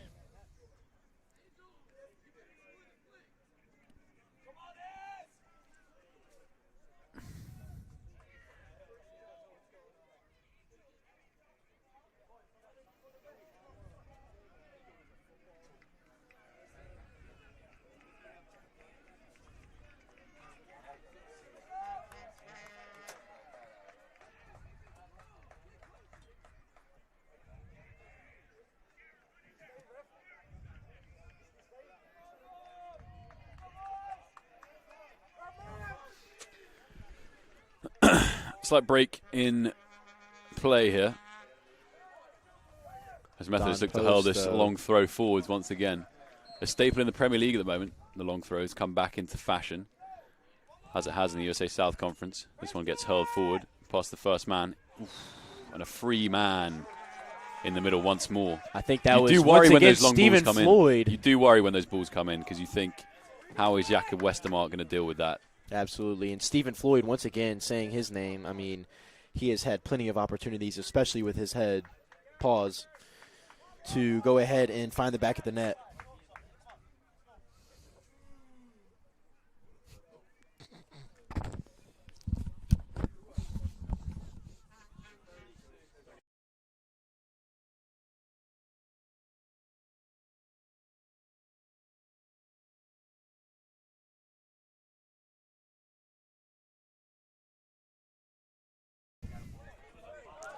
Tom Roundtree with the ball in that midfield, whips one in.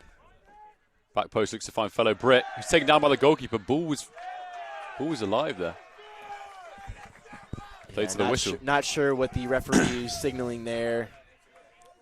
Luca Lane was just holding his position, and Trey Gore flying over top of him. As Gareth Seamers looks to come on once more. I've loved his work rate this afternoon. I completely agree. He's been scrappy. He's been a terrier. You know, he's been that all season. I must say he has. It's those 50-50s where you know that he's going to come out on top. Absolutely, and as a freshman, you don't see that very often. Ball whipped in. Don Post deals with it once more. Mohamed Makalu now. Good man. Great little body feint from him, pushing forwards on that right-hand side. Finds Joel McGuinness now, who'll look to drive onwards. Shifts that ball upwards. No runner, no man, no chance. And under 9 now to play. I'm sure things will start to heat up soon now, as if they haven't already.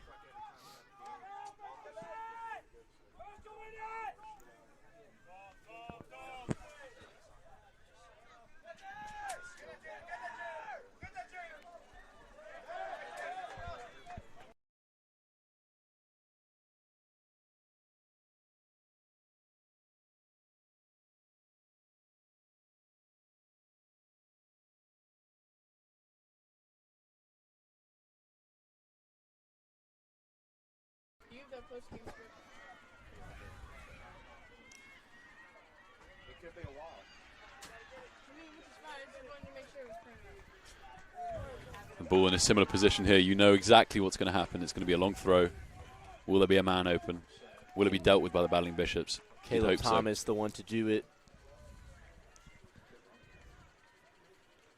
Yeah, it's been effective so far. They've had chances created from this area.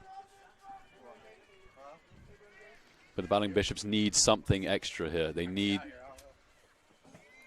as it ricochets. And there's a goal. Back at the net. Methodist, number 12, scores. Carson and that is Stretz. 2-1. No intervention from the referee. And with 7 minutes left, that could be a key goal. And we'll see. Will that be the difference maker? Or can the North Carolina Wesleyan battling Bishops find a way back? You felt it was coming. You felt it was there. You felt like Methodist were on the attack, and they were. And that long throw is, personifies that, and it shows that dead balls are their speciality, and that's what they're going to do. Stick to your identity, and that's what they've done all game. And you've got to give them credit for that. Absolutely. It's unfortunate to see if you're a big fan. Some heads dropping from North Carolina Wesleyan. Body language change. But there's always time. There's still time, and they can get back into this. It's whether they want to. As Dan Post finds it straight off the bat, and they'll want to attack straight away. They haven't. There's no time for messing around. Everything must go forward now for the Bishops. They can't allow to continue to work backwards. The back post. Finds John McGuinness. He'll get one back into a dangerous area. Tom Raunchy's free. And that's great goalkeeping. Trey Gore having no problems with that one. Yeah, he's had a great game so far, Trey Gore. He's been cutting out the long balls over. He's been cutting out balls from the sides. And he's not had a whole lot to do besides that, but he has done a phenomenal job at it.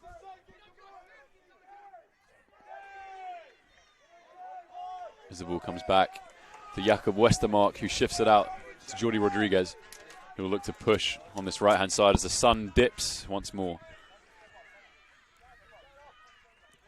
Ball forward. Joel McGuinness running behind. Ball out for a corner.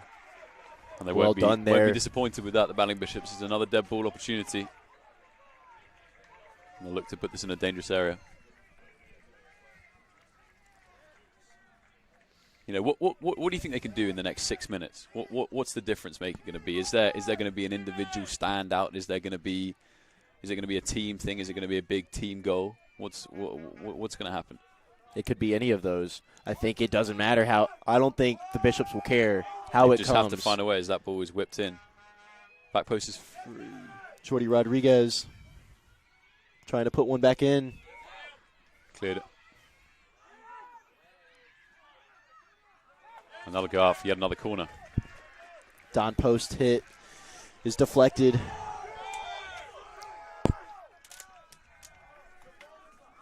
Disheartening times at the moment for the battling Bishops. As well as the battling Bishops supporters as they hold their breath. Once more, this ball flung in. Gareth Seamers at the back, unable to control.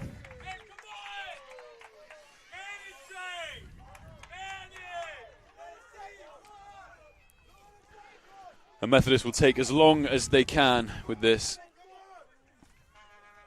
Make sure they're drawing every last second out of these dead ball opportunities. As Trey Gore looks to put this up the pitch once more. A slight slip from him. Found Joel McGuinness. Battling Bishops will have a throw. Taken quickly. Shifted back to Jakob Westermark, who'll do the same. Feels slightly like pinball for the last 20 or so minutes. The ball's been pinged back and forth. Hasn't been a huge amount of direct instances. And they're going to have to come in the next 4 minutes for the Bishops. And I'm not too upset with the fact that the Bishops are playing more direct now. I think they have to get forward. But it's something you'd expect from the start of the second half. There needed to be more urgency for sure. Yeah, exactly. They need to find a way to be aggressive throughout, and they got that opening goal. And I think they kind of settle for that, and that's kind of where problems start arising. Yeah, Albert, they were way too complacent after scoring that penalty within the first 5 minutes. Well, you felt it with the change of style. You know, they had the ball, they kept and had the ball for such a long time. You know, they majority of possession in that opening first half, and then as soon as the goal went in, that completely shifted. You know, absolutely. Take nothing away from Methodist, though. No, not at all. They've been great. They've stuck to their guns, and they've played the game they knew they wanted to play, and I think that's the difference maker. And they have not shied away from any opportunity to try and beat Wesleyan one-on-one or passing-wise. They have done a phenomenal job at that, keeping the game very close, keeping possession very close. Neither team really having a favorable possession. I mean, can you how many chances can you give me in this second half from the Battling Bishops? There was that back post effort, that volley, but I mean, have there been many other clear clutch chances? Tom Rowntree had one chance with a little bit of space on the top of the box. His hit was deflected out for a corner. Would have been nice to see that one go top bins, but I just think the clearest of chances was definitely Israel Monsanto's at the back post. And unfortunately, though, one chance is definitely not enough for the Bishops. It could be now. As the ball shifted out on that left-hand side with Tom Rowntree, who looks to get into a dangerous area. And that's cut out again. Some great defending from the Methodist University Monarchs. And that's something we've said all game. You know, they've been a compact element, and they've played well. Wesleyan knew that coming into this game. They were going to be hard to break down defensively.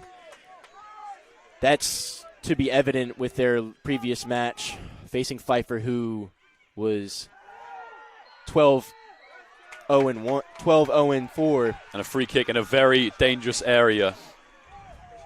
As there's a push and a shove from Trey Gore. Mohamed Makalu winning that. You know, he's been a staple throughout. He's played great, and we expected him to come back on. And you know, in my opinion, should have come slightly earlier. But your wish did come true, though. It did come true, and he'll stand over this free kick, and he'll look to create something out of nothing. You know, it's the story of the Battling Bishops today. It's those dead ball opportunities. I know I keep saying it, and I apologise if you're bored of listening to that, but it's, you know, that's what happens as he shoots off the post. Rebounded. Goal! Goal by Corentin Solitaire! Solitaire finds a way! With a minute left, they find the equalizer. Corentin Solitaire. And a goal out of nothing. Something out of nothing. And the Bishops stay alive! You have to thank Mohamed Makalu with a beauty of a strike, forcing the save out of Trey Gore. And now the Bishops find the equalizer. Finally. More football to come. More drama to come. And that is a great free kick from Mohamed Makalu. You know, you felt as he was stood over that. If there was one man you wanted over that free kick, it was him. It was him, absolutely. And that is a clinical effort. And it's almost a shame it didn't come straight back off the post, because you would have loved to see him on the score sheet. But nonetheless, he's got time now. You know, there's a minute left, and where there's time for chances. And the Battling Bishops will look to extend it.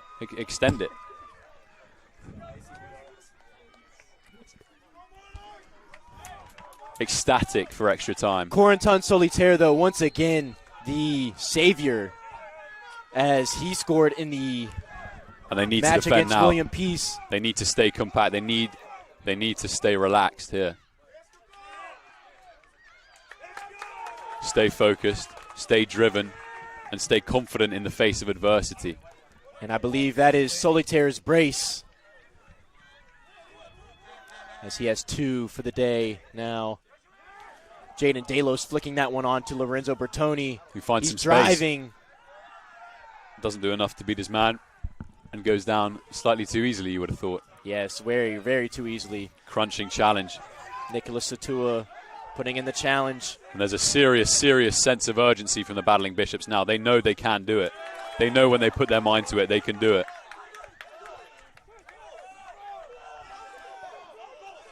As Saltua gives a few extra words over that challenge, and the ball travels down this right-hand side for the Methodist University Monarchs. Ball into the box, cleared by Jordi Rodriguez. The ball once again with Mohamed Makalu, who shifts it to Tom Roundtree, who'll drive up the middle of the pitch. Up that left-hand side. Ball in the middle. Slight slip. Will there be a chance? And that will be it for the second half. Drama, suspense, football personified. We love to see it. If you're a Bishop fan, you are in heaven. We'll be back after this short break for more action in extra time. Thank you.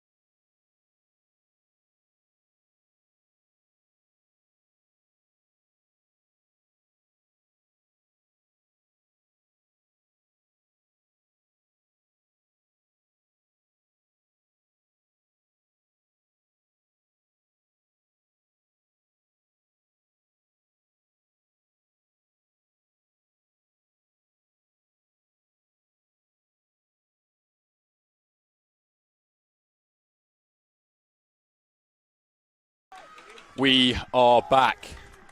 The Bishops are back in this game. And the Methodist Monarchs will be thirsty for more. So are the Bishops. As the first half of extra time here is set to go. Both fans holding their breath.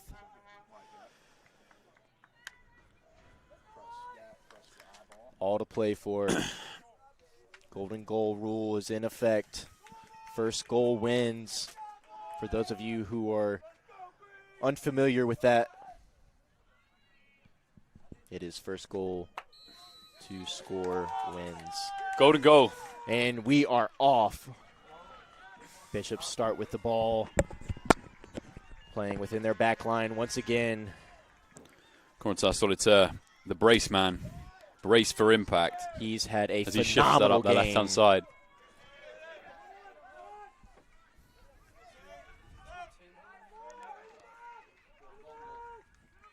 As Gareth Seamers tries to beat his man.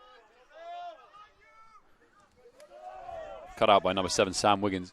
He's had a great game so far. A staple of that Monarchs defense that has been broken down 2 times. Jaden Delos, though, with a great move, beating his man. He puts one in, finding Israel Monsanto in a dangerous area. Just couldn't get it off of his very foot. dangerous area. Almost didn't expect it to be right in front of his feet. No, I don't Couldn't get ready in time. I don't think he was prepared for that one, that's for sure. Hopefully he'll get that one back. Down post collects once more. Finding Jaden Delos with acres of space on the left-hand side. He drives.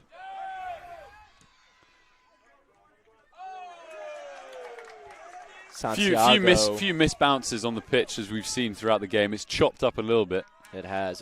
Santiago Calvo-Lavera unable to bring that one down and control it. Methodist with the throw-in, and Nicholas Sutua showing his strength, winning the ball back. And winning the free kick as well. Bishops now, once again, with the set piece as Jordi Rodriguez and Santiago Calvo-Lavera. Looked like Nicholas Satua there took a challenge in a slightly nasty area for some. Yeah. Luckily, he looks like he's walking it off, though. Jordi Rodriguez will look to whip this into another dangerous area for the battling Bishops. Dead ball mastering. That one swung in, but poor clearance by Methodist. Jordi Rodriguez with a great touch, bringing that one down. Finding his man, Corentin Solitaire. As Gareth Seamers puts that one through. And now Methodist driving the other way. Wow, beats 2. No runner. Matthew Manzano with a phenomenal run. And that'll drop to Jakob Westermark, his first appearance of this extra time. Hopefully his last.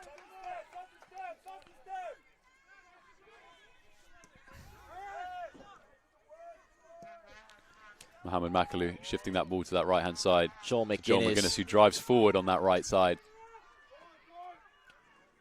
Looking to find his man. He does. He finds Gareth Seamers, puts that in. Oh, and just behind Israel Monsanto. And this is all Bishops at the moment. They are applying. As Makalu finds it in a similar area his free kick was. And he'll struggle to get that out of his feet.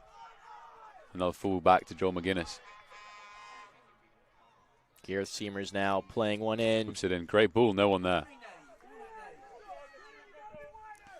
The Bishops, though, really applying the pressure right now with this first half of extra time. If you're a Bishop fan, you love to see this. Methodist not even allowed out of their own half.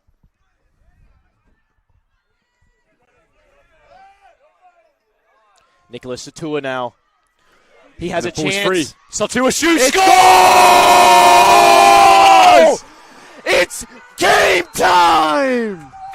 Nicholas Satua wins it for the battling Bishops in extra time. Drama personified. The Bishops win. The Bishops USA win. South Championship comes. The Bishops win to Scarfield. And the fans are ecstatic. The players are ecstatic. And Methodist are not ecstatic. It's bedlam here at Scout Field. It is absolute bedlam. And there will be no VAR check. That will be final. And that will be victory for the Battling Bishops. As they are the champions of the USA South Tournament 2025. You slightly hope there's no fan injuries over there. I don't think anyone will be caring at this point. A win for the Battling Bishops. Thank you very much for tuning in. I've been Albert Sitwell. This is Walker Thompson, and go Bishops.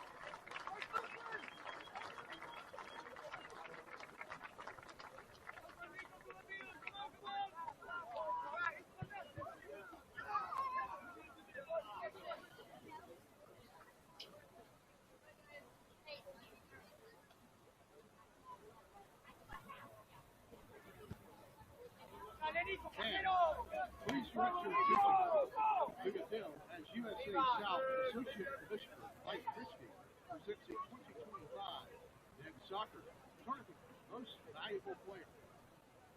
This year, the MVP from North Carolina Wesleyan is number 4, Corrington Solitaire.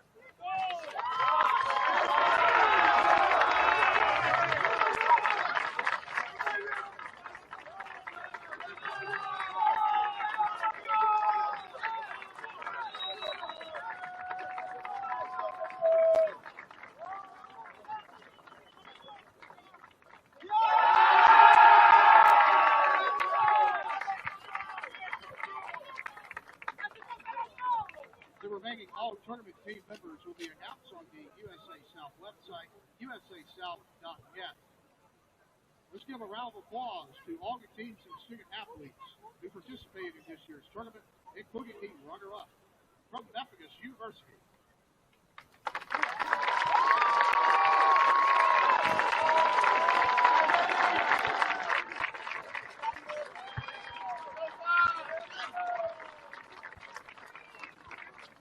And now, the 2025 men's soccer tournament championship trophy goes to the Battling Bishops of North Carolina Wesleyan.